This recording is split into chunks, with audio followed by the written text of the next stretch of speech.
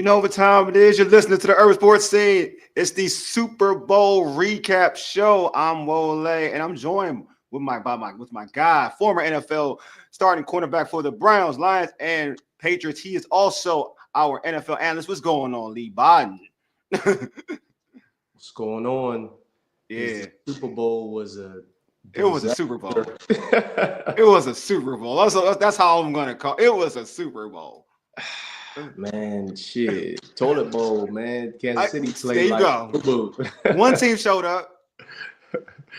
Well, One shit, team both definitely teams showed up. both teams showed up. They But, showed up. One was ready to play for real, though. Yeah. One was on a mission. Let me put it that way. One was truly on a mission. Yeah. But before we tackle Super Bowl 59, let's handle some logistics. Hey, check us out on our website, which is www.urbansportscene.com. You can also subscribe to our podcast on Spotify, Apple Podcasts, TuneIn, iHeartRadio, and other podcast platforms. Just search the Urban Sports Scene. Don't forget to tweet us at Urban Sports Scene. It's up on IG and TikTok at Urban Sports Scene. And also like our Urban Sports Scene Facebook page. Also join our Urban Sports Scene Facebook group. Search Urban Sports Scene, sports bloggers, sports podcasters, and sports debates. All right, Leigh, we mentioned the Super Bowl yesterday.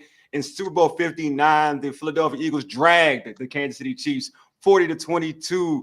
Eagles quarterback Jalen Hurts was named Super Bowl MVP. All right, Leigh, this is my main question. Because it's really been folks are taking either which side, in terms of this topic, is debate. Did you like the Super Bowl halftime show? Me personally, I did. All right, I was about to say, okay. Me personally, I did. Yeah. I actually did. I spoke about Lil Wayne performing like I talked about, and everybody had that uproar, but I think Kendrick Lamar did his thing. I mean, but the type of shit I think about is like, I mean, the choreography was dope. Obviously, having Samuel L. Jackson, Serena Williams, having the light post. I mean, just all the theatrics of it was just dope. And then his performance, I mean, you know what I mean? He was doing his thing. So I enjoyed it. I enjoyed it. I feel like it's crazy because I feel like it's a polarizing society, right? You know what I'm saying? And I feel like the people who don't like it are the folks who like Drake. But I like Drake. No, I mean not you. I mean, you're different though. I think a lot of people they go so hard. Like they want to say they looking for something negative. You know what I'm saying? Like if it ain't play all his bangers, it wasn't that good. It's because they wanna hate. You know what I'm saying? Like I feel like if you a Kendrick Lamar fan and you like his songs and his singles, the joints that was out there, he hit them joints. You know what I'm saying? He had Serena Williams out there. Like, what did you want from the Samuel L. Jackson joint was y'all dope? Like, SZA on there. Yeah, SZA, Again, just all the theatrics of it. I mean, it was just a good it's like a video shoot. It was like a show. I mean, so I feel like he put on a good show. Yeah. I mean, obviously he ain't doing no dance moves like that, but I mean, his vibe and his demeanor and his swag was, you know what I mean? It was what it was. So, I mean, how could you hate it? But listen, I seen on Man in the Mirror, people dislike that video. So it's like, it's going to be people hating out there. So like they say, if you ain't got haters, you ain't popping, man. So. Yeah, my man Ty said, I like the show, but I can see why casuals wouldn't be hyped about it. Like, I ain't talking about it. It's wild. I'm not even talking about casuals. Like, I will understand casuals. I get casuals because they're different. It wasn't for them. Right. It wasn't for casuals. But it's folks who aren't casuals. Like, are like trying to find reasons to say, like, oh, it was the worst Super Bowl halftime show ever. I'm like, y'all a little over the top now. Like, see, when they say worse, it's like, okay, come on. You don't even know all 59 people there. Hey, what, Leigh? Tell them. That's what I'm saying.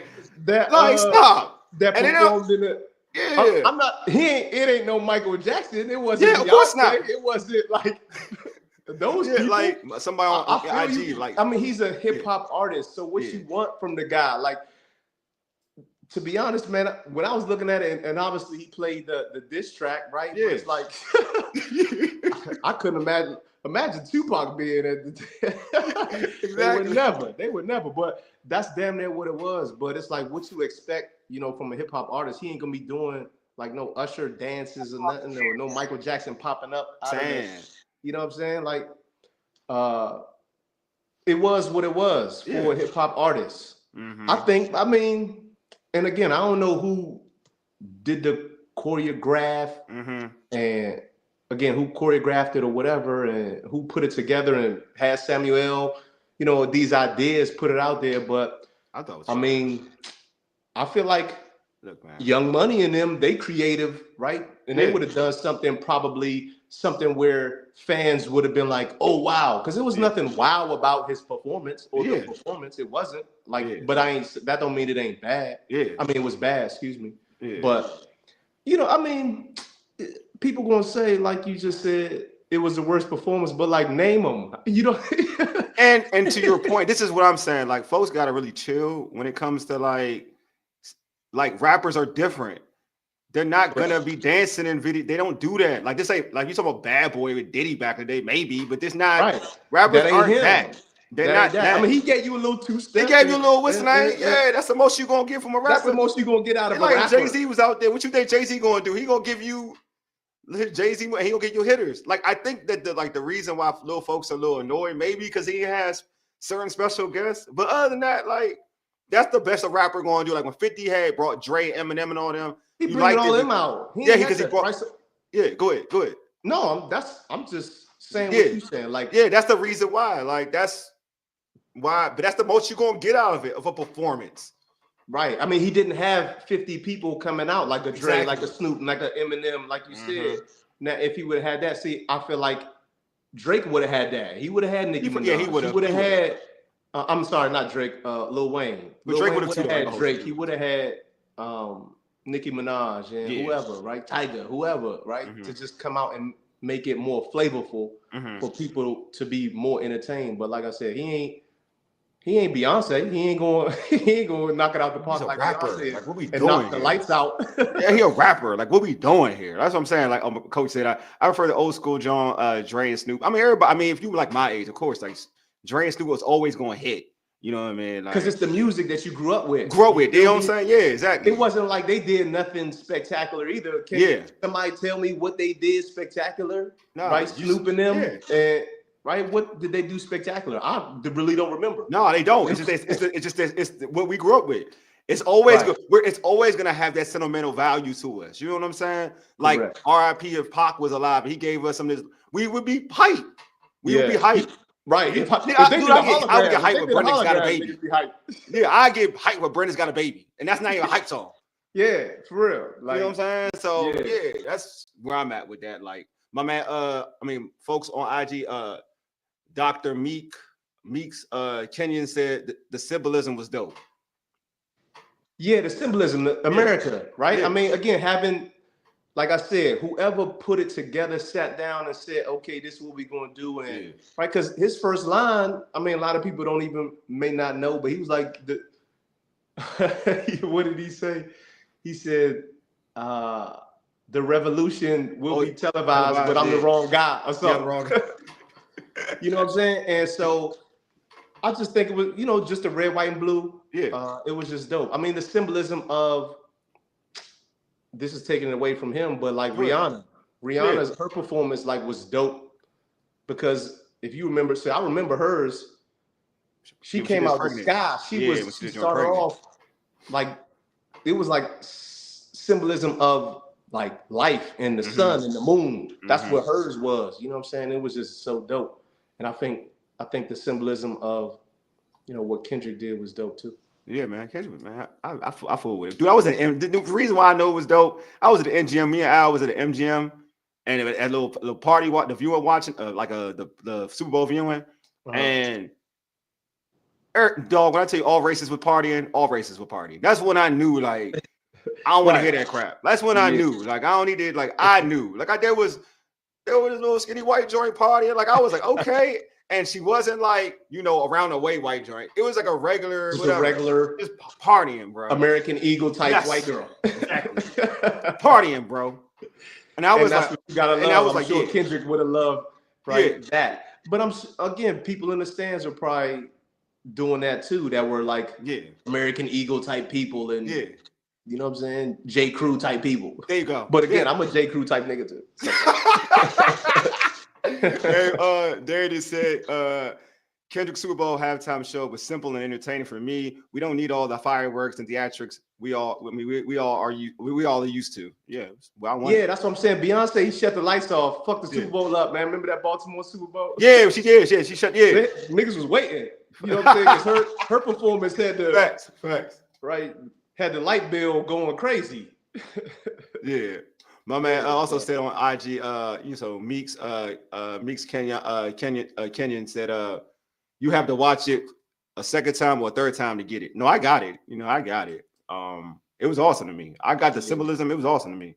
Everything, even with the president in the building, I thought it was awesome. I ain't gonna hold it. And that's what some people gotta just start watching, like not to be objective, right, and not to be like criticizing. Just look at it as it is, and then like assess it. Then you know what I'm saying. Again, I'm not saying that he ain't Beyonce, he ain't Rihanna, he ain't Michael, right? But it was what it was for Kendrick Lamar, and it was again the choreographed, great, and I mean he performed well, and they had some celebrities, you know what I mean, to help him out, like you said, SZA, and like I said, Samuel, Serena. Yeah, I thought it was a good look. You had Serena crip walking, bro. Come on, man. You can't beat that, bro. She crip walk on the on her. And on court, but I'm saying getting this in the Super Bowl though, like that, you can't beat that, bro. Like you can't. You're right. I'm on the court, but you like in the Super Bowl halftime. Big stage, right? That's a big stage. Yeah, that's come on, man. Like, bigger than her tennis stage, but you know what I'm saying? It's bigger than her tennis stage. Facts. Yeah. So when you see Serena, who's a sports icon, crip walking. Right. Come on, man. With millions, all countries watch it. Like, come on. If you're winning, sorry, you're winning. Yeah, I mean, he already won doing the show. Yeah, he already won doing the show, right? Because look, I mean, who wouldn't want to do the Super Bowl? Facts. Like, motherfucker, people want to do the Super Bowl now, especially. I mean, even back then, people wanted to do the Super Bowl and even sing the national anthem. I ain't see who sang the national anthem. Oh, but dude, I ain't see that either. Maybe they didn't do it. Maybe they. I don't know. Well, I'm sure they did it. Yeah, I ain't see it though. I ain't gonna say nothing. I'm sure they did it. One who kneeled. Anyway. All right, so let's preview the Super Bowl, man. All right, so on the preview, let's recap the Super Bowl. Excuse me. So on the preview show, bro, like you were dead on the preview show. You talked about the Eagles' defensive front possibly taking over the game, and they did. Just talk about their dominance yesterday. Man, they didn't cross the 50 for 3 quarters, man. Yeah, bro. That is something special in the game where you need to have it, like I said, and that's why I think you asked me, or it was Ray, I don't remember which one, but y'all asked me what I would do. I asked you what you would do. Yeah, I asked you what you would do. And I said blitz zone. Yeah. What did they do? They just zone with no blitz. They just had the front four. Why I say blitz zone is because I need to get to Patrick Mahomes. And I know what they run. They run a lot of crossers. They run intermediate routes or jet sweeps and screens and all of that. Especially in the beginning, they like to do that. But then now, if you could rush, and I talked about it, just like the Giants with the Patriots. Yep. If you can get to a quarterback with a front four, and you got these guys are athletic, man, like Sweat. I mean, if he get free, he gonna get to Mahomes and he gonna tackle him. Yeah. And then a lot of the times they were in their rush lanes, right? They were just sticking to the game plan, right? It's like probably keep him in the pocket because that's where you do want to stay, but he'll roll out. But the guys on the edges, man, they played tremendous. So it was just masterful to watch. Again, they ain't blitz. It was just front four getting in there with stunts and sometimes just a regular rush. But that just shows the tenacity that those linemen came out because that's what wins the game. Because it makes it easier on the defensive backs and linebackers. If you could just sit back and watch Patrick Mahomes and wait for him to throw these passes when he's under duress, right? That's what you want. That's what you want. And he's running for his life and scrambling and just trying to throw to zones, but they matching up too. You know what I mean? Kind of and staying eyes on the quarterback so they can vision and break wherever he's throwing the ball. And it's not going to be perfect a lot of times because he's under pressure. So they just executed the game plan and just their assignments to a T for the most part. And that's what made that game so lopsided. It was ridiculous. Man, so lopsided. Man, ridiculous. You ain't lying. Todd said the Eagles reminded everyone that football is played on both sides of the field. And it's a team. Remember, we talked about just offensive, defensive, special teams, the coordinators, the head coaches. It's just a collective effort. And again, I mean, they talked about it after the game, just talking about the coaches and putting game plans together and just putting guys in the right positions. And obviously going into that week and knowing what your game plan is and knowing, okay, this is going to work. And then, again, I think somebody said it. It was either Gronk or even Tom. We talked about doing the same thing that Todd Bowles did against them in with Tampa Bay, right? Because he was looking flustered then too. And I was watching Todd Bowles' defense. It was like that. He was bringing blitzes. But he was bringing blitzes like tones. You know what I mean? With exotic things, because it's just how they play. You know what they like to run, and so I did that. I mean, even though it was on a low level, Bladensburg High School, when I was a coach, I was making up defenses for other teams each week because it's what they like to do. That's what coaching is about. It's about knowing your opponent and then just taking away what they love to do. And then obviously now the guys got to go out there and play, but it's just they saw something that worked. I'm sure Philly, it's a copycat league. I think I said this too. You said that. You did say that, yep. Right. And so you just got to look at the blueprint of how people beat them. And then now, can we do that? Do we have the personnel to do that? Yeah, we do. Okay, let's go do it. You know what I'm saying? And then see what happens. Because it worked for them. Why can't it work for us? Right. And that's what it was. So can you talk about the player, like you mentioned him often last Friday, Jalen Carter, like a problem, right? A problem. Even though he didn't make a lot of plays. Yeah. They was doubling them a lot. And then so that free up other people to have their one-on-ones. I talked about that. But that's what the game is all about, your one-on-one battles. And those guys won their one-on-one battles. Again, Sweat comes to mind a lot because he was off the edge, going ham. Him and Smith would kill him. Him and Smith, right. You can't say enough about that. But then, again, the guys in the middle staying disciplined, like I said, to stay there strong in the middle when he does step up. And that helps the ends, even if they miss and go past the quarterback, they could just retrace and go get him because he ain't running nowhere because the defensive tackles are, doing their job. But Jalen Carter, he was a beast, man. He was just something that they had to worry about, and that frees everybody else up. Yeah, I agree. He was just he's the man child. Like he a dog, bro. Like that front. I felt like watching that game. Cause I was rooting against the Eagles, so I'm not gonna even play it off. But just like just watching football, not taking all the bias in the way. Like that defensive front was a problem. I felt like they already had Mahomes kind of skittish. You know what I mean? To a point where he didn't know where it was coming, where the rush was coming from, who's gonna get free. He didn't trust his O-line. He just looked shaky out there in the pocket. And to be real with you, like eventually, I will say this about Kansas City. We said this in the preview show. Like we said, like they've been winning, but they haven't really been looking great winning, right?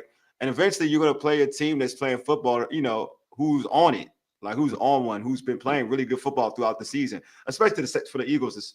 After their rough little stint, they've been playing great football from that point on in the season. And they've been arguably the best football team in the NFL, the way they've been playing football.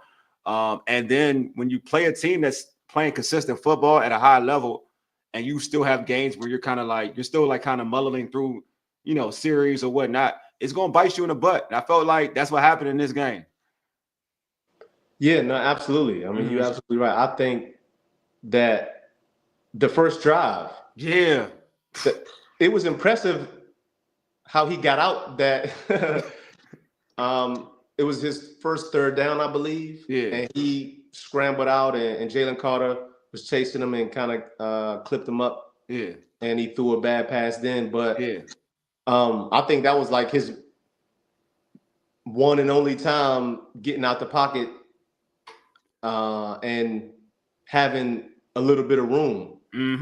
Most times, again, he couldn't even get out the pocket. And like you said, just him being uneasy, that wasn't your words, but like, just in the pocket, he was uneasy because I'm telling you, it's like when you zone up, he's scared to throw it quick because he don't know where people zoning up and where they going. So now he got to wait. And then now that rush was coming so quick that it's like, now what do I do? Step up. Now when he step up, his lineman coming into him. Remember the one interception when the lineman got pushed into him and he had the linebacker. Braun had the interception. Yeah. Right. So it's like that. That's what was happening. Let's just say his first look was like, oh damn, they didn't drop to that, so I can't go there. So now he step up trying to look somewhere else, and it's something like he ain't never seen before. But then now the guys in the rush lanes are just doing their job, and the guys rushing are just being relentless. And now what can you do? I mean, you only got a few seconds to throw that ball. Facts. You feel me? And then now when you throw turnovers and when you pressing, a lot of the times, right, to make plays, right, those things gonna happen. And then the pick six happened. So all the worst things happened to them early, and they just couldn't make no adjustments and couldn't recover. But it's really no adjustments. It's like it was the play that had to be changed, meaning the O-line, right, just had to secure better. And I feel like maybe on the iPads they ain't see what they was doing for real, right? Defensively wise, because staring at it wasn't working. Yeah, I mean, you went to the sideline that many times, you ain't come back with nothing. Nothing. Andy Reid had no plan. Andy Reid the smartest. Andy Reid one of the smartest dudes in football. He had no plan. So he had no answer. Andy had no answer. Yeah, ain't no answer. But that's what happened with Tampa Bay. Yeah. But it was just something exotic, and that's why I brought up the Bladensburg, because I was doing stuff like that, meaning I'm just making up zones for that specific team because this is what they run. You feel me? That's what I was doing, right? And I mean, that's a cheat code, and that's right. That's why I know I could be a D coordinator in the league because it's just about game planning. Right? I ain't saying I'm going to win every damn game or right, but I know I'll be effective because it's about game planning and it's about adjustments too. And it's about knowing your opponent. So like I said, it's knowing what they do and zoning off where they like to go. And then again, if you got 4 people rushing and I don't need to bring nobody extra and I have more people in coverage, right? Yeah. They ain't got to do shit. I mean, I'm winning, right? If you can only send 5 guys out in a route and I got 7 people out there, right, waiting for you and zoning off, what you gonna do? Facts. I gotta say like this about the Eagles, like that you talking about the pick 6 Cooper DeJean. That he may be the coldest white cornerback I've seen in a long time, dog. Yeah, he ain't out there on a corner though. So let's but he bad. He a bad man. He ain't out there on the court like he ain't. No. He ain't. I know you talking about. I know you talking about. Slay. Yeah. And you know what I'm saying. They go. I don't think he keep Slade after this though. I don't think he keep a Slade contract. I think they gonna let him go. We'll see. I mean, they may not. But I feel like no, he a bad dude. Let's not take away from him, right? He a bad dude. Yeah. Right. And that's you can't take that away from him. I mean, that's a great pick by him. And he showed up and showed out on his birthday. Yeah, they got 2 good young ones, Quinyon Mitchell and Cooper DeJean. Like they got 2 good. They drafted them this year, so they under rookie deal. So they got a problem, man. They got a problem, like big time. I mean, in a positive way. When I say they got a problem, in a positive way. I know I'm letting my viewers know. My viewers know that they may be like, "What do you mean they got a problem?" Yeah, in a good way. You know what I'm saying? In a good way. So, all right, talking about Mahomes' struggles, like, all right, so Mahomes struggled for most of the game. You talk about the third quarter, they finally got past like the 50, but that's garbage time because they were getting their ass whipped. So that's garbage time. I don't like counting garbage time. But so for you, was it more because I said that Mahomes looked a little off? Was it more him looking off, or was just what the Eagles did? Period. Or with a combination of both? Yeah, I'm about to say. I mean, it's really both. It's I explained it a little bit just earlier. Just you did, yeah. No, I mean, just to say, I mean, it was both because their defense was the one who got him rattled. Facts. And got him not looking like himself. But again, I mean, I talked about it. He ain't looked like himself even this year. And he spoke about it, right? It's just things that he got to work on because as a quarterback too, you got to kind of, like I said, go back to the iPad and see what they're doing and know what they're doing. And now find plays to say, hey, here's where we're going to attack this defense. Yeah. Because as a defense, it got a weakness somewhere. So you got to find that. You got to see what they're doing and then find it and then exploit it. And that's what I look for in games. And that's really how games usually stay close, is that you figuring out what they're doing, and then you change up the game plan. Because, again, like I said, the first 15, scratch that, and we ain't working. Yeah. So, but I'm just saying, I think Patrick Mahomes, like, he was off. But, I mean, look, he threw – it was garbage time. But, listen, it's 4 quarters. It don't matter. Right? Yeah, he threw some good passes. When there's no pressure anymore. When there's no pressure anymore, yeah. Right, but that's what I'm saying. When he had time. But the thing is, he didn't have time beforehand, so it just made him off. Yeah. But that's a credit to Philadelphia Eagles for making him throw off passes. But, I mean, that one right before halftime. That was a dumbass interception. No. Because I felt like, okay, they probably could have. You told him the one the linebacker picked off, right? When he got when Hopkins dropped that, he was wide open. Yeah, he stumbled on the route, right? He stumbled right initially. Isn't that what happened? But he was so wide open. How you don't connect back?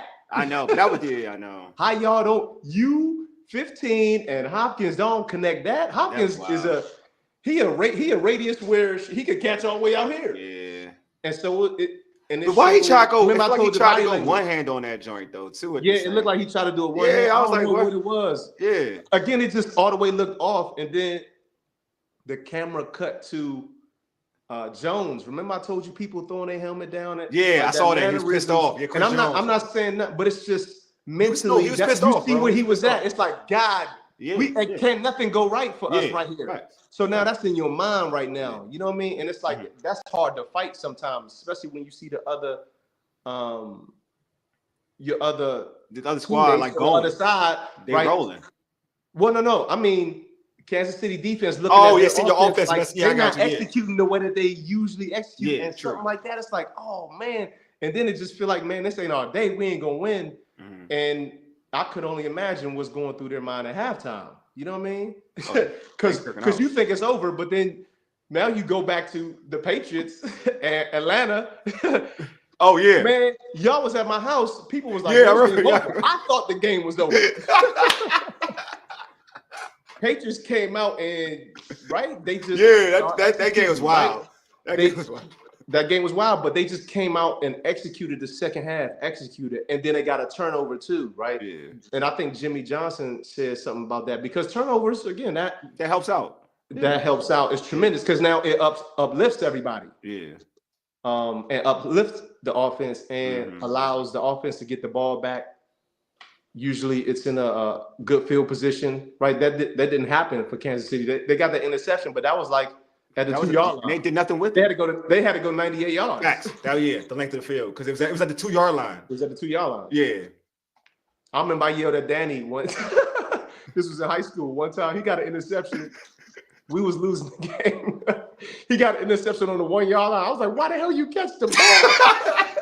What the fuck? I was like, our offense can't go down the field, man. What are you doing? And like Dwayne was mad at me. But it was like in a heated battle because I'm like, man, what are you doing? But But that's just me. But obviously him, he like, man, I got to get this pick. Yeah, you I got to get this pick. But me, I'm like, I'm thinking strategically. I'm like, what the fuck are you doing? We can't. We're losing to Crossland. We're not going to go down and score. Our offense don't do that. But then our offense did go down and do that, and I kicked the winning field goal. But I'm saying that to say, like, those are difficult interceptions, man. To go 98. I mean, even though that's a turnover, it's like, it's difficult, right, to go 98 yards. Fact. Our homie actually tall light-skinned Greg said both they rattled. He said both of them rattled. They rattled Mahomes with the jump. From the jump. Yeah, he said both rattled. The Mahomes was rattled. Yeah, and the defense. He's talking about the defense that caused it.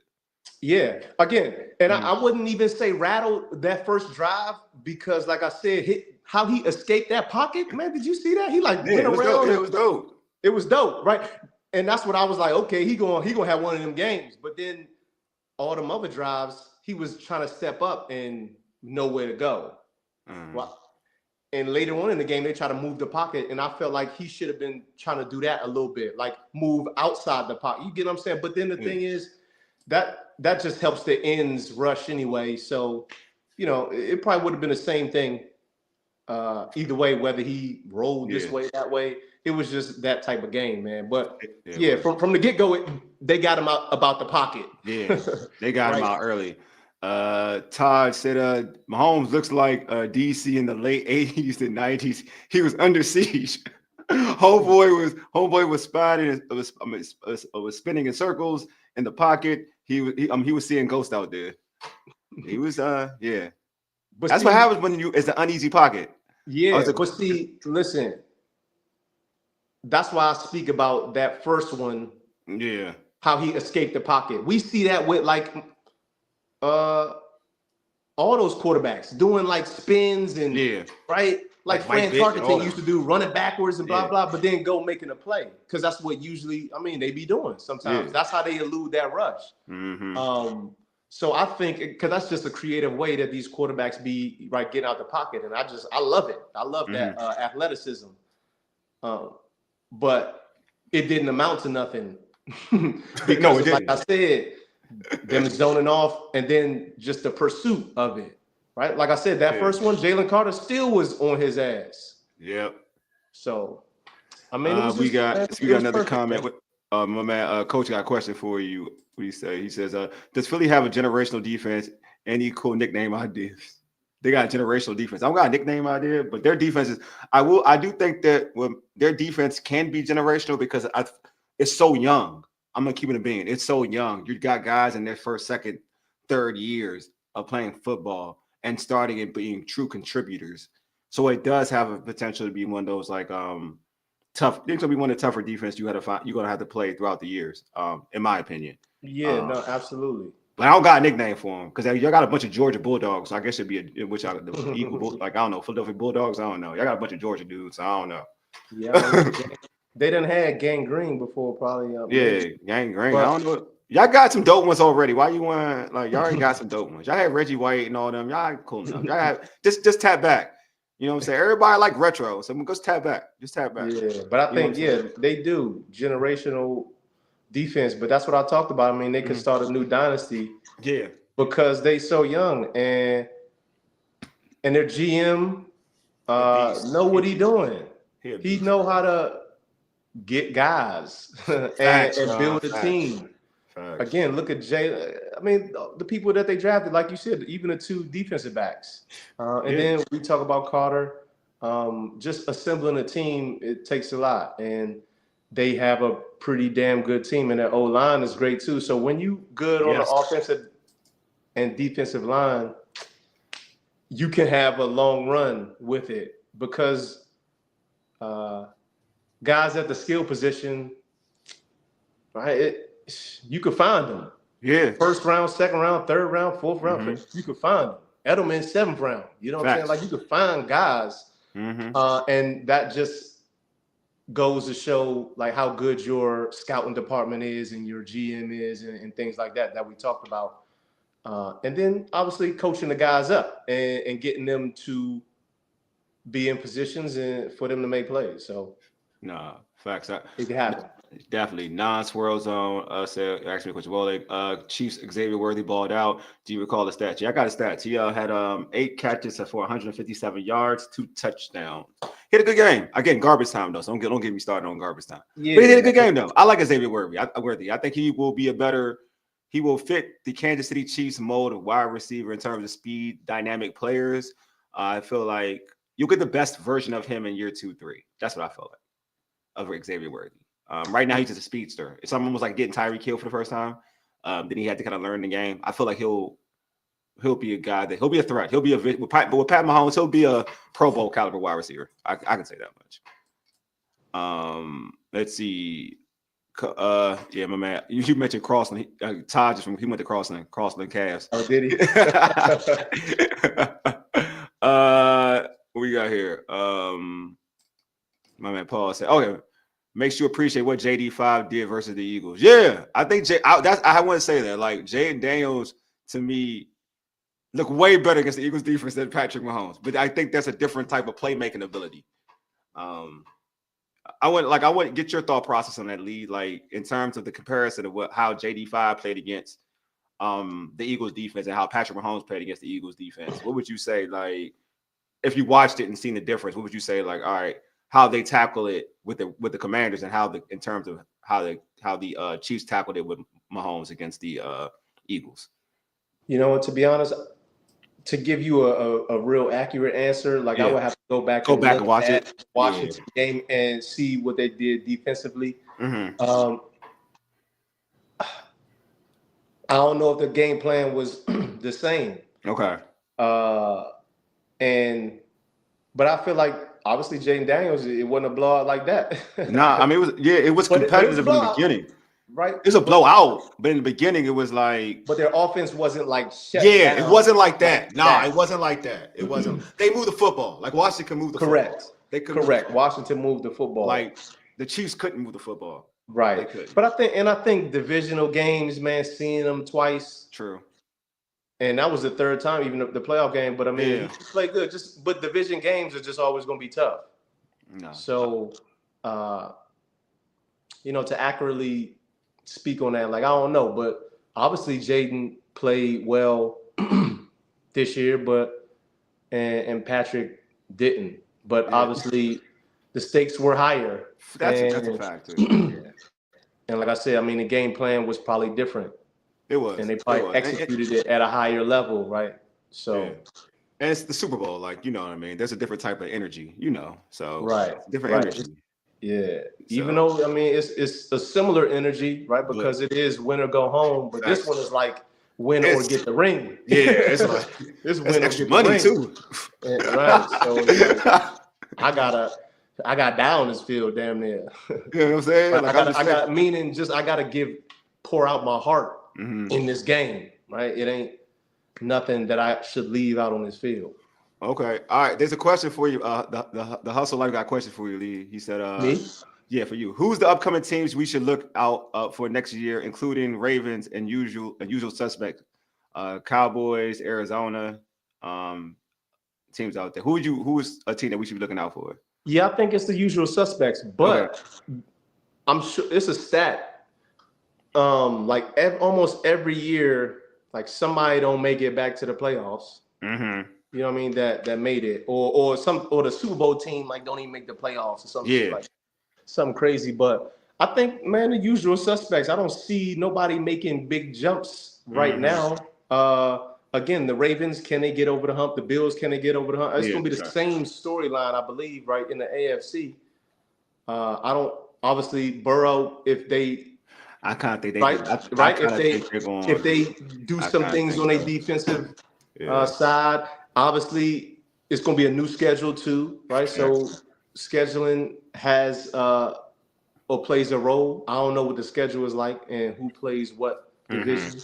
So – right. It just all depends. But I feel like the teams that you've seen this year, man, you're going to see them again. But it may be just a different team in the Super Bowl. But who knows, right? I mean, we always talk about the team who won the Super Bowl or they can go back because they're the best team. Yeah, the best team. And they are. But that's why I talked about how hard it is, right, to get back 3 times because everybody's going to be shooting for you. Yep. Right? Everybody, you're going to get everybody best. So that's why it's usually tough to come back after the Super Bowl. But my man, usual suspects, like you said. Hey, my man Paul said Washington on deck.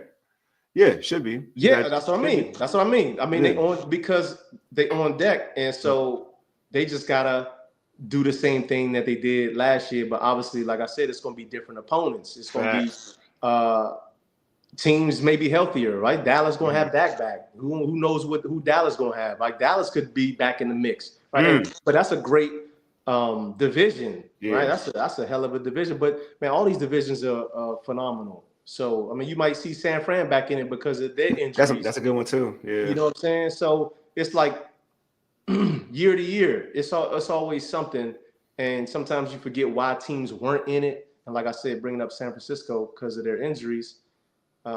They weren't in the conversation this year. Yeah. But like you said, Arizona, I don't know. Arizona is a reach. That's a stretch. I don't know Arizona, man, because I don't know Kyler Murray. I ain't gonna hold you. And I liked him initially, but I don't know who he is anymore. I don't know. I think he's a good quarterback, but it just takes more than just being a good quarterback and having one good receiver. It just takes a lot more. And we talked about that too. It's coaching this. Yeah, it's coaching too. Just all facets of the game that lead a team to be able to make the playoffs and then make a run in the playoffs. And so Arizona, that's a stretch. I mean, Rams. But the Rams was in the playoffs. Detroit, it could, right? Yeah, Detroit could. Depending on they losing coach, they lost to both of their coaches. We don't know what they're going to be. Right. So again, in Minnesota or Green Bay could, come back in the fold too, right? Like you said, because Detroit may go on a downslide. So it's that's what's so intriguing about the NFL. It's a lot of parity. It really is, and it's always teams like right on the cusp each year, and then who's going to take that next leap that next year, right? With either acquisitions or just up in their play. All right, so I mentioned Super Bowl MVP Jalen Hurts went 17 for 22 for 200 and throwing for 221 passing yards. I had 2 touchdowns, 1 interception, 1 touchdown. He also had 72 yards rushing with a touchdown. Your thoughts on his play? That's a hell of a stat line. That's like a basketball. That's like a triple double and something. I go right. He did everything the Eagles fans wanted and everything his haters didn't want. Facts. I'm here. He did everything his haters didn't want him to do. You gotta get to do his flowers though. Even though you gotta give him the flowers, man. But the thing is, he played well that last Super Bowl. And again, he's a winner. That's why you go out and get a quarterback like that, because he won in Alabama. Yeah. And then he went on to win in Oklahoma. He's just a winner. And you put guys around him that's like that, man, they gonna win.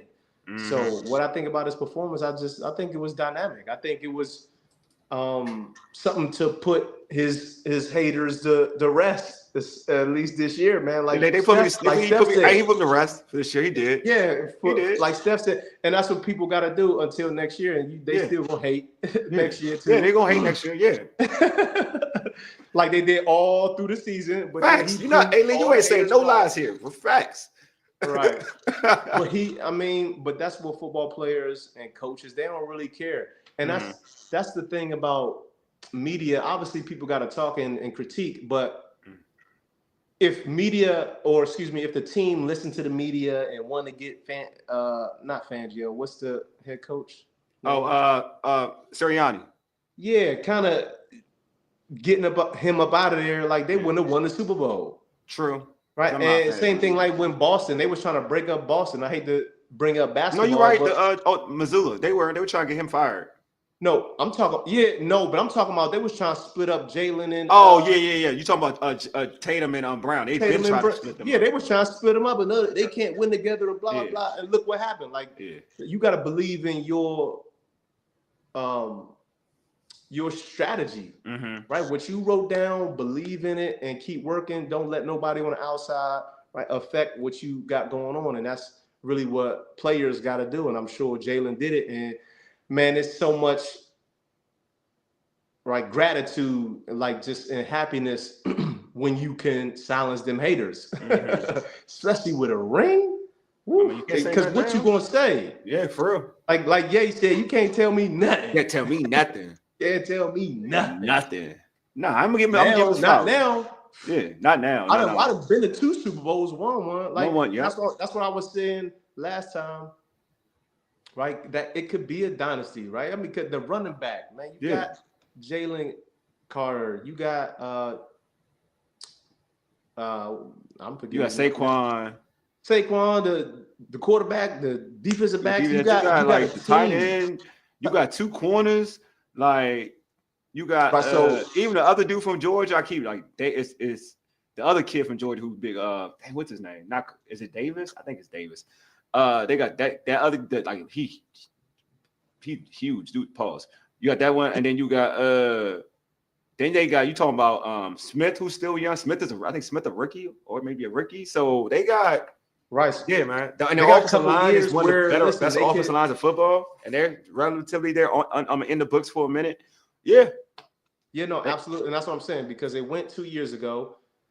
They lost in the first round, I believe, last year, right? Then came back again this year. And so they could very well, I mean, they're one of the best teams in the league, obviously.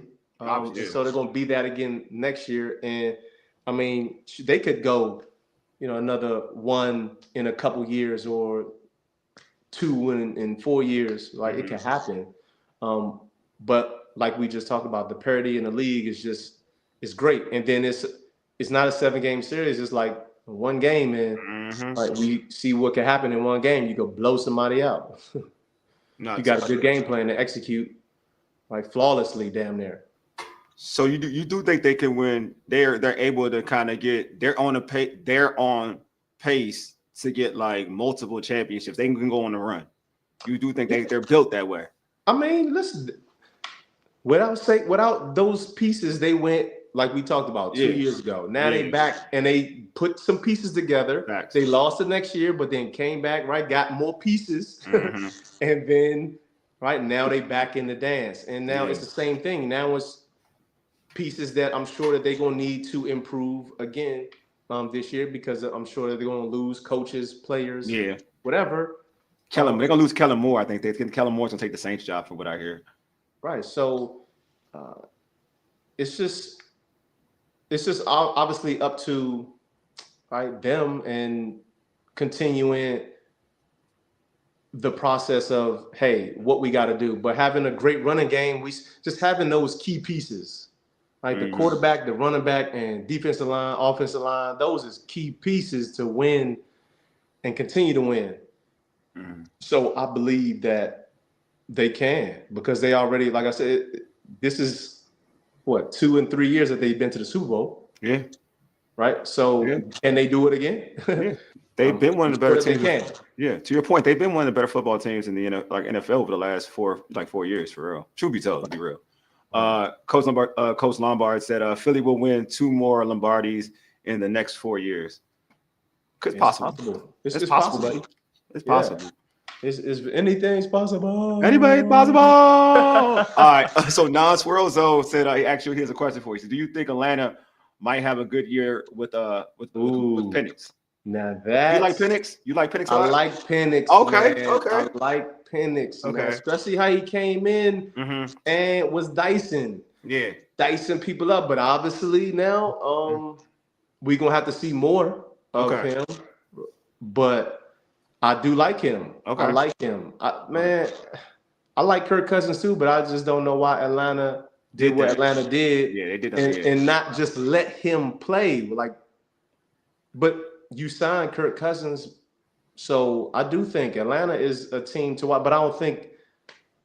But let me shut up, because it's like, what do you know? Because Denver. Look at Denver with Bo Nix. Bo Nix. I ain't think Bo Nix was gonna be that good. I ain't think either. But you got a good head coach. You got a Sean good Payton's a hell of a coach. I keep forgetting how good of a coach he is for real. Right, and then you got a good young quarterback, and it's just playing to his strengths. And so if you do that with Penix, I don't see why they can't be in the NFC, right, representing, because Tampa Bay didn't blow the South out, you know what I mean, out the water this year. And so I think Atlanta could be a team coming out the South. So I did forget about that, but I do like Penix and Atlanta. I like Bijan Robinson. I like a lot of them. Good running back. Yeah. I don't know much about their defense, but their defense. I mean, they got the kid from Clemson. I want to say Terrell, the cornerback. Mm-hmm. I think Terrell, he's supposed to be all right, but I mean, they're not like their defense ain't like lights out or anything. Right, but then that's when you got to go out. They got get some pieces. Yeah, they got what's his face? Who's a good defensive mind? Raheem Morris. He's the coach. He's the head coach. He's the head coach, though. Yeah, so he should be the coordinators. Yeah, he should be. Their defense should line up. It should line up. You would think it will line up eventually. Right, but he's gonna be exciting to watch next year. Yeah, he will be. And Atlanta will be, because he kind of, I wouldn't say he lit up the league, but he played showed well potential in his last few games that he got in. He showed flashes. He showed flashes. Right. He did. He's more dynamic than Kirk Cousins, so you can put that out there. Like, say it again. He's more dynamic than Kirk Cousins. Yeah, dynamic. Not to say he's a better player at this point in time, but he's more dynamic than Kirk Cousins. Right. Paul said he has a question. He says, playing zone with a 4-man rush gives corners more of an advantage. He's asking you that question, Leigh. Does playing zone with a 4-man rush give corners more of an advantage? Man, that's how you're gonna get picks. Absolutely. That's why I said I would play blitz zone, because you get to look at the quarterback. You ain't got to worry about no man for real. Okay. Mm-hmm. And you can worry about the man, obviously, but not like intense as far as when you're in man to man. Mm-hmm. Because now you got your eyes on the quarterback, but then your peripheral is to the receiver. Mm-hmm.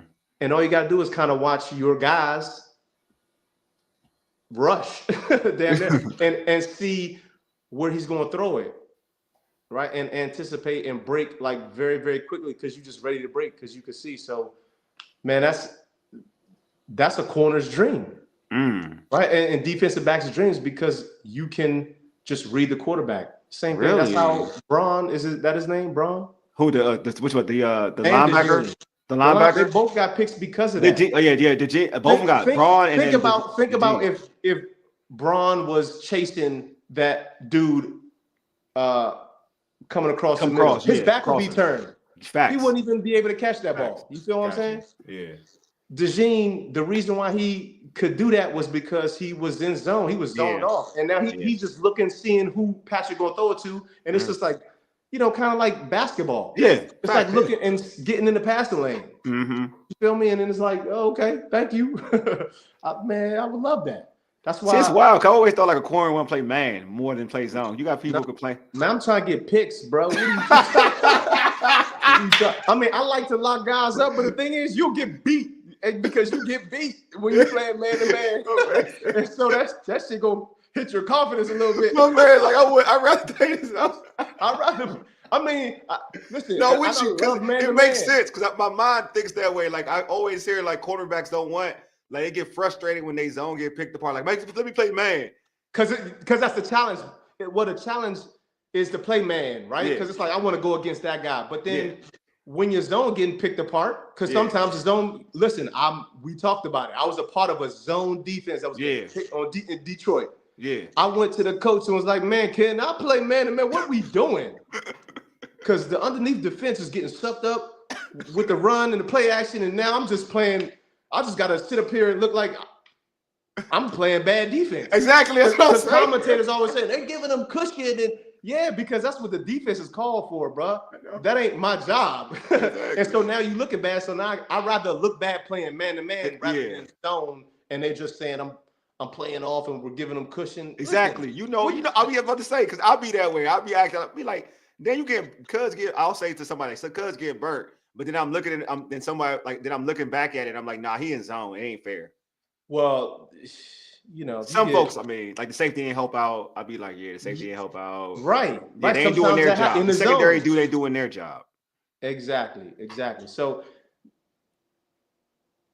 again, I love playing man to man. Love because that's what corners do. Is like I want to lock this dude up. But then if you want to get picks, a lot of times you ain't getting it in man to man. A lot of times, That's true. because like I said, Braun, if he was playing man to man and running and trying to chase that receiver, his back is turned. He's not his looking back turned. He ain't that ball gonna be in the dirt. Facts. You feel me?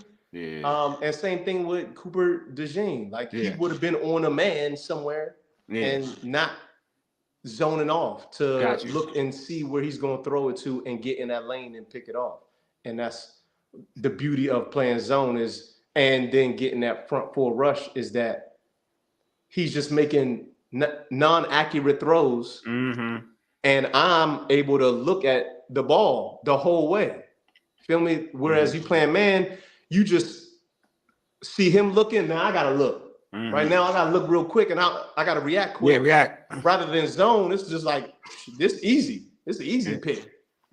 So, and then you just got to catch it. That's what Chuck McDonald used to say, and all them coaches used to say, catch the ones they throw to you, man. Because sometimes they be dropping them. They be dropping them. Picks. I know, we got a couple of them in Washington. They be dropping them. Yeah. I mean, they be blowing me. Speaking of Washington, my man. Just like I hate a corner.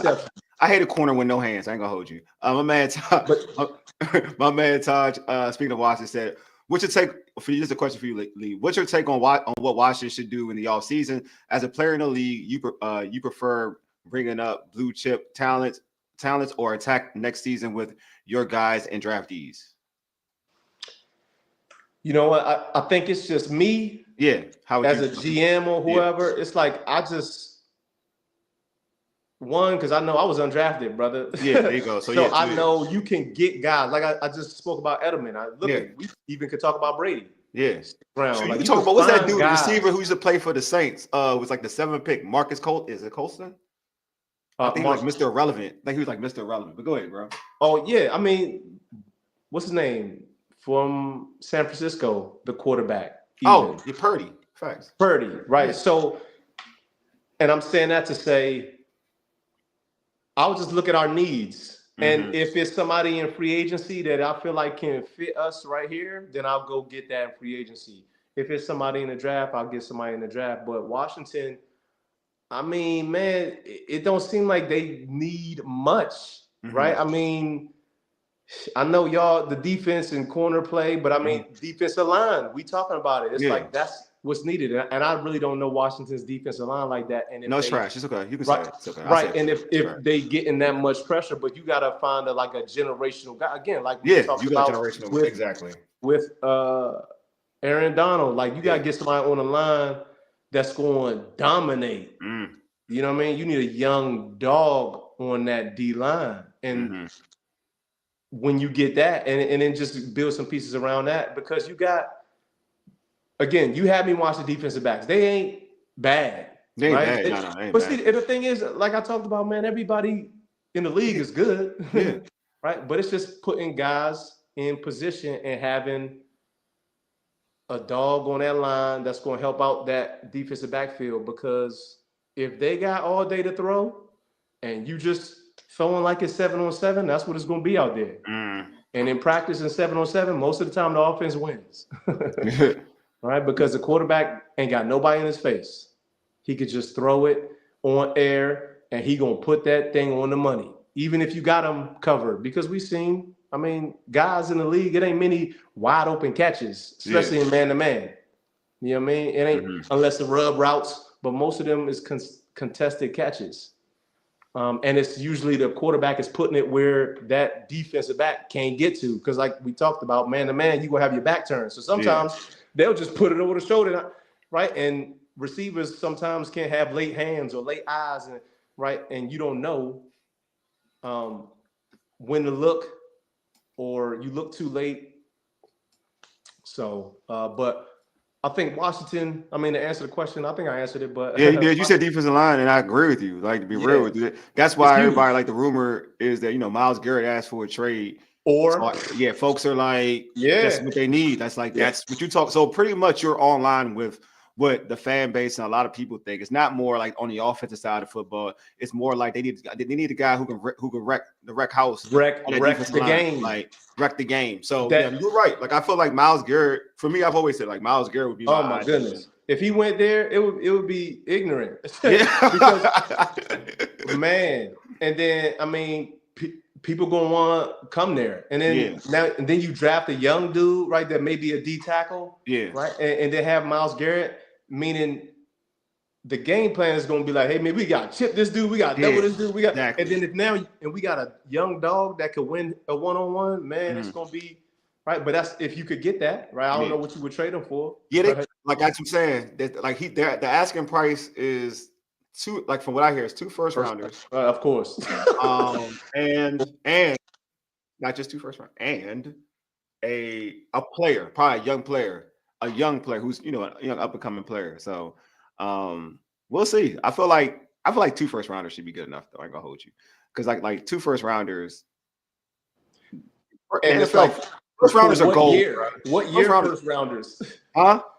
Because I give them some future ones. Maybe right? Washington is on the cusp. Washington is there. It's like going all out how the Rams did. Exactly. You know what I mean? Like it's like, hey man, because they there. You got a quarterback that's there. He's young. You fresh off this. It's like you got to go now. That's what GMs in my mind. If I was them, I would be aggressive with something like that because. That's game changing, bro. Right? Especially what we're saying with this Eagles team. Again, it's gonna bring Keenan back to the Eagles. Like, look what they showing you. Like, you got to catch up. You got to catch up. And they in your division. You got to catch up. Like, you got to catch up. And then again, it's getting to the quarterback. Myles Garrett could do that. He can stop the run. Yep. And that's everything that the Eagles do. So, I'd be aggressive, right? If I was Washington on something like that. Or just finding, and I don't know, I don't do the scouting or nothing like that, but you got to find some D linemen, edge guys, and they need some edge guys. They need some edge. Like Jonathan Allen played. Jonathan Allen's still played pretty well during the playoff stretch. They got young Drazon Newton, who's probably going to be like the one that he'll be starting eventually. Like depending on one of those dudes, Allen or Payne will be gone. One of them, to be honest with you, will probably be gone, and Drazon will probably be the starter eventually. But so to your point, I feel like they need another edge rusher. If they say they did get Myles Garrett, they still need another one on the other side. Yeah.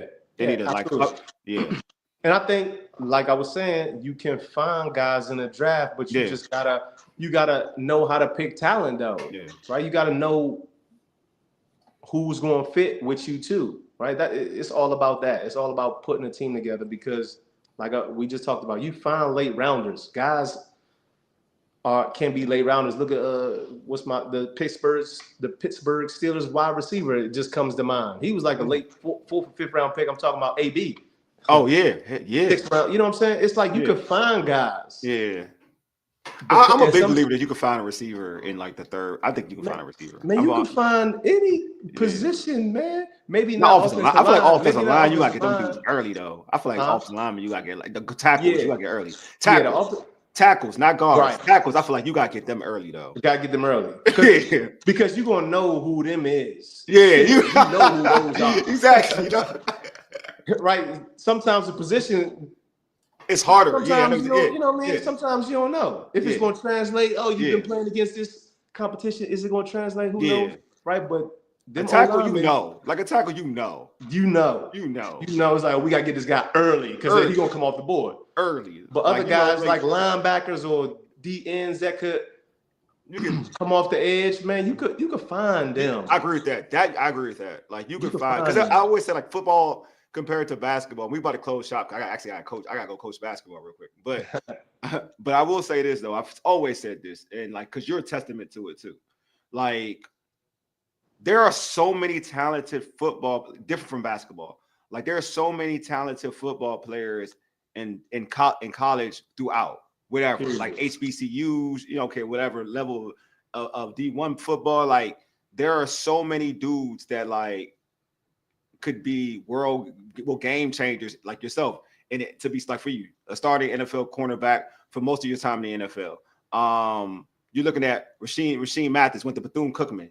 You know what I'm saying? Was one of the like, and you both two. I think both of y'all came out the same year, right, Lee? Yep. Yeah. He Like has topic interceptions, right? He has 30 picks in his career. I got 28. Like Yeah, exactly. He was the In one college. who I was chasing the record for most picks in college, and he had more than me. Right? Yeah. But he was a first round pick though. But he was he from HBCU. HBCU. That's not normal. That's not normal. You know what I'm saying? You got Shaq Thompson went to South Carolina State. You know what I'm saying? So you got like there's one. So my whole thing is like, to your point, you just gotta be a good scout and a good GM to kind of figure it out, because they're out there.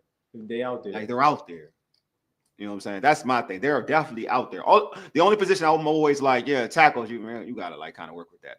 But other than that, like I feel like if you're doing your homework, you can find some gems in like that don't come from your traditional schools, PWIs. You know what I'm saying? Yeah, and no, absolutely. You know what I'm saying? So I agree. Yeah, so that's what I'm saying. To your point, I totally agree with you. So before we end, I do want to ask you this question, because I do think this is a dope thing in terms of historical reference. Like, how dope was it, man, just to have that type of Super Bowl for the culture? We talking about Kendrick, we talking about 2 black quarterbacks, we talking about like just that whole vibe, just to know, like, all right, man, think about where we were at in football when we were growing up. Like, we couldn't even before us, but us growing up watching football, not seeing something like this, having 2 black quarterbacks playing at the highest level, the halftime shows for the culture too as well, having this type of Super Bowl experience. Talk about that, like just viewing that for yourself and your opinions about that whole situation. Yeah, I mean, I think it's monumental. And like you said, hip hop. It wasn't no hip hop act in the Super Bowl. Like I said, it was pop, and that would be like Tupac. Facts. Doing Hit 'Em Up. Bruh, no lies told. Yeah. You feel me? That would have been like that. And so what would have been going through my mind, right? And then having 2 black quarterbacks, like you said, because already being at Doug Williams, and that was in Washington. So it did something to me and for me. Yeah. Like you said, just for the culture, it was just it was monumental. Excuse me. It was like something that helps, right? Just our culture. Yeah. Intertwine in that sport, just in a huge way. And I think we showed a good showing, right? Again, that's one of the best shows. Again, it's the longest running soap opera, I believe, right, the Super Bowl. But it's just an entertaining show. And again, for our culture to be able to put a stamp on it, how they putting a stamp on it, and it being this year, again, the 2 black QBs, Kendrick Lamar. It was just dope, man. It's just, and I like the diversity and the inclusion that the NFL has allowed, right, to happen. You know what I'm saying? It's just the inclusivity that, like I said, they've allowed. It's cool, man, to see, and you just hope they continue that from years to come. Hopefully they continue that. Hopefully. Yeah. I mean, because we holding up our end of the bargain, right? Yeah. Meaning we performing well, right? At a high level. Really what it's all about, right? It's about performance, and people want to see a good show, and we just need opportunities to put on good shows, and I think we've been given opportunity. But I mean, all races, right? Like Tua Tagovailoa and all races. Yeah, I agree. All races, but even Joe Burrows, right? All that, right? Yeah.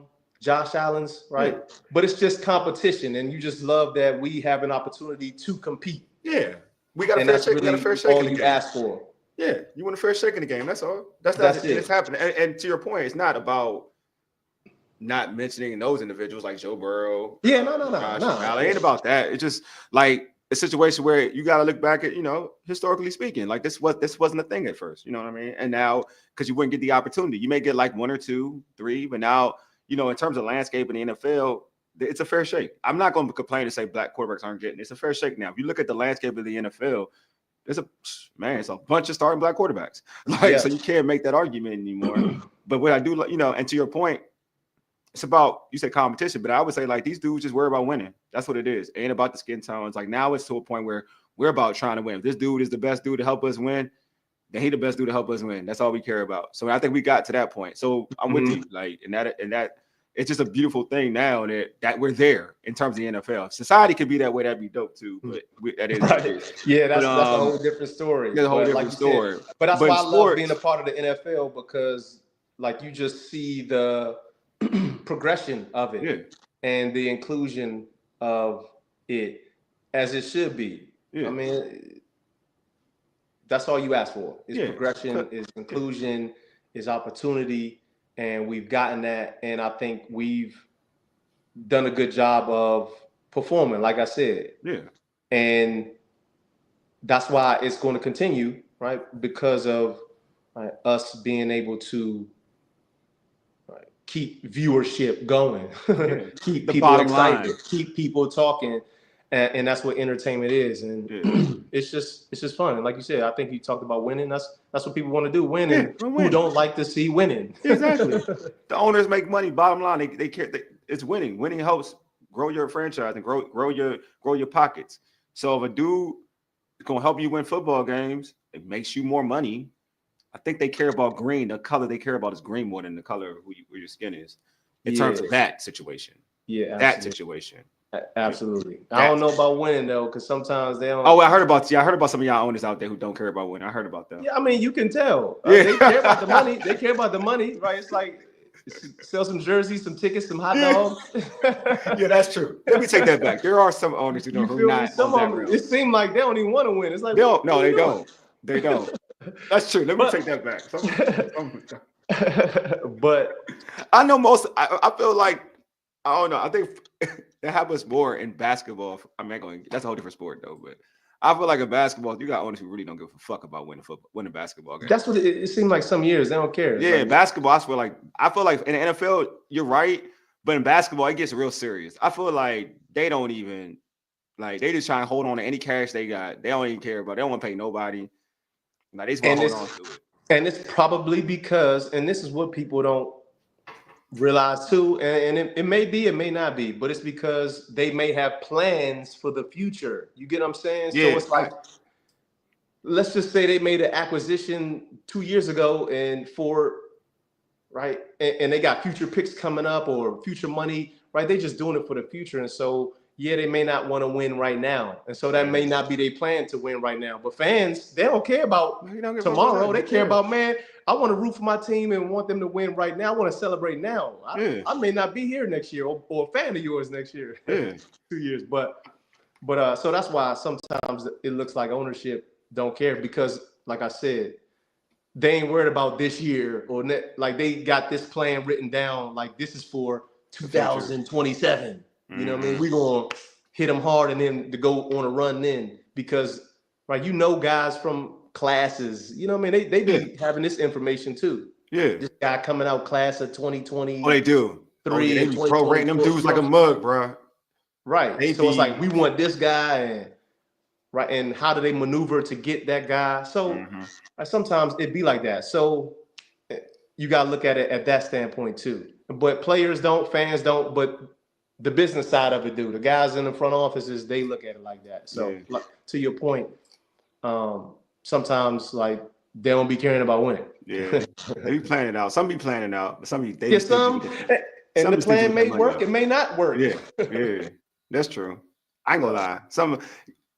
I'm with you. Some be planning for the future, but some just be like, you know what? I'm cool. They be like, I'm cool. Yeah. Sometimes, you know, it's something you never know. You never know what they be thinking, man. But that's what it seems like sometimes. It's like, we cool, we'll win, we won't care. Yeah, like winning isn't important to some owners. I mean, put it that way. I think the best way to state some owners, winning ain't important. Yeah, that's what it would seem like. But yeah, that's what it seems like. That's what it would seem like. But you would hope that they don't feel that way, but that's what it seems like. I mean, yeah, Donald Sterling didn't care about winning, so I know that for a fact. Yeah, I mean, why you? Yeah, he didn't care. From what the players said, he got free agents there. He was trying to get free agents there. He was paying people like for a certain cap. Like, he wasn't trying to like win. Yeah, you're right. Certain times he was getting like a certain cap. Yeah, it was certain points in the time where he would try to, but like for certain times, like according to like Baron Davis, he would be like, nah, he wouldn't. Yeah. He wasn't trying to win, not win. Like, you know what I'm saying? Especially you gotta think about it. You in the market against, and this is not. I'm a Laker fan, so y'all know I'm a Laker fan. But like you with the Lakers, you would think like how old boy is now, the new owner, like that dude trying to win. He may not be winning, but he's trying to. You could tell he's trying to win. You know what I'm saying? It may not be working. He Right. trying to win. You could tell. Like Donald Sterling was chilling. You know what I'm saying? He was chilling. Look how I real talk. All right, for instance, Lee, look how they. And I do got dip soon, but look how they were sitting on like Lamar Odom, Quentin Richardson, that squad. Like that mob should have been winning.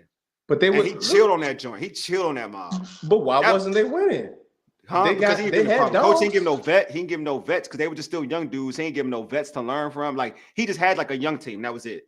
Like if you look out all the teams that cultivate a winning team, when they got young dudes really in the charge, you gotta like. All right, I'll give you an example. Yeah, like, you got some vets. Yeah, there's a vet. Like all right, I'm like when the Lakers went from when Magic left and the Lakers started getting, they were sorry for a hot second. And they started getting like a little run where they got Nick Van Exel, Eddie Jones. Yep. That Cedric Ceballos was their vet.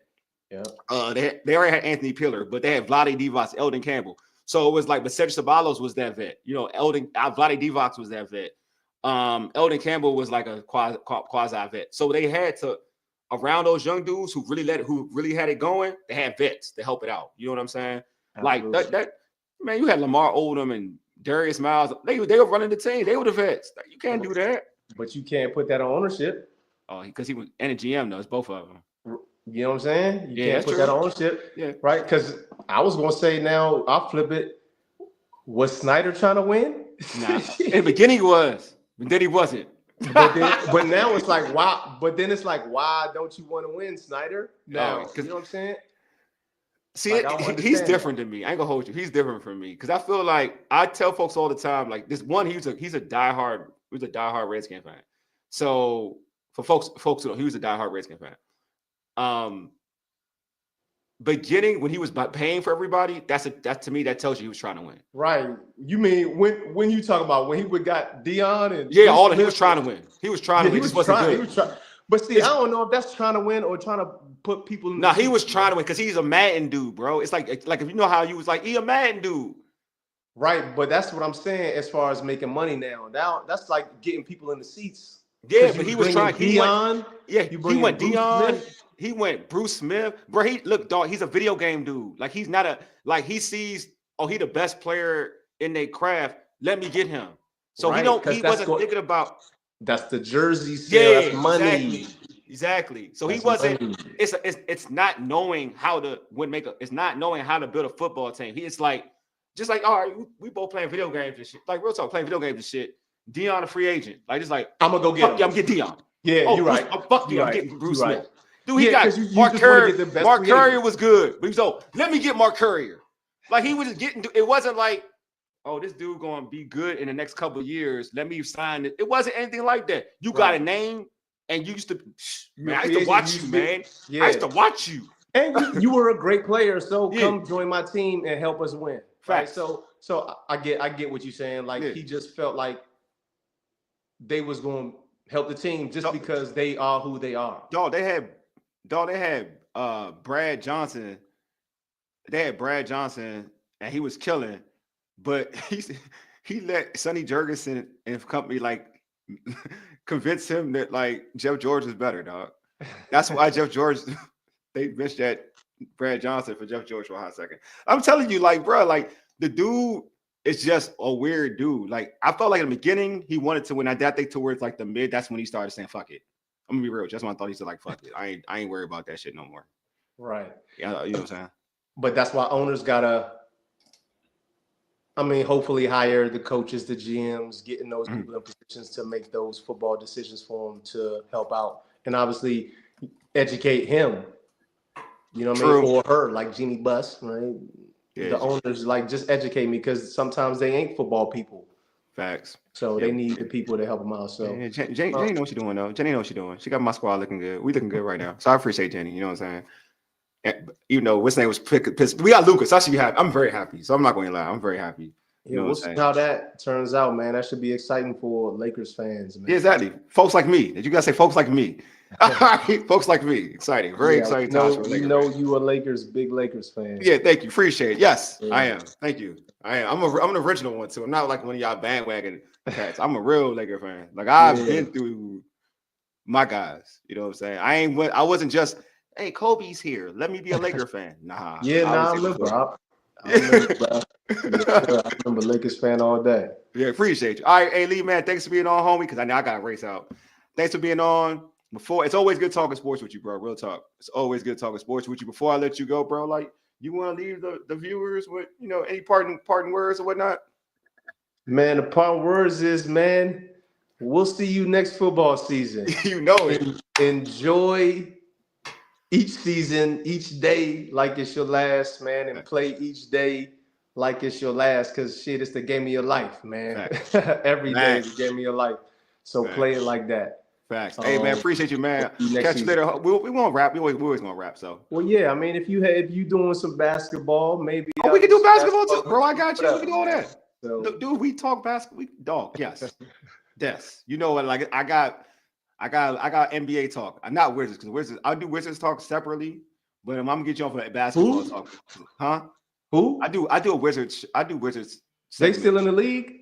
Dog. I don't like talking about them, but I have to. I'm in a DMV. I have to.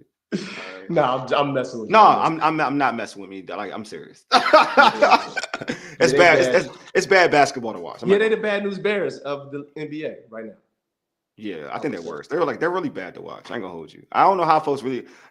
Folks. I know I'm probably maybe be losing a couple Wizards viewers on this stream right now, but y'all are tough to watch, bro. I ain't gonna hold you. I don't. If y'all can sit down and watch a Wizards game, it's amazing to me. I'm sure that crowd don't be selling out. Oh, it depends who's coming. If it's LeBron and them out there, or Dallas, or not Dallas, Golden State, they do all right. Yeah. It's all about the visitors. It's never about the home team. True. You know what I'm saying? All right, Leigh. Catch you later, boy. All right, brother. Appreciate it, man. Appreciate you, man. As always, bro. Yes, As always. All right, that's my guy, Leigh. I'm about to end this stream out. But y'all, man, appreciate y'all for pulling up with me, man. Appreciate Leigh, man. Leigh, this was a great show. Good to talk about the Super Bowl. We gonna have Leigh on to talk basketball too. It'd be good. Like me and Leigh can always chop about basketball. We grew up together, so that's the thing we can always chop up about. We always have he likes Jordan, I like Magic. We always have our little debates about Jordan and Magic. But appreciate y'all for tuning in. Anyway, before we end the show, if you're on our YouTube channel, you're not subscribed to it, subscribe to our Urban Sports Scene YouTube channel. Hit that red subscribe button. Also like this video. Hey, subscribe to us on all podcast platforms like Spotify, Apple Podcasts, TuneIn, iHeartRadio.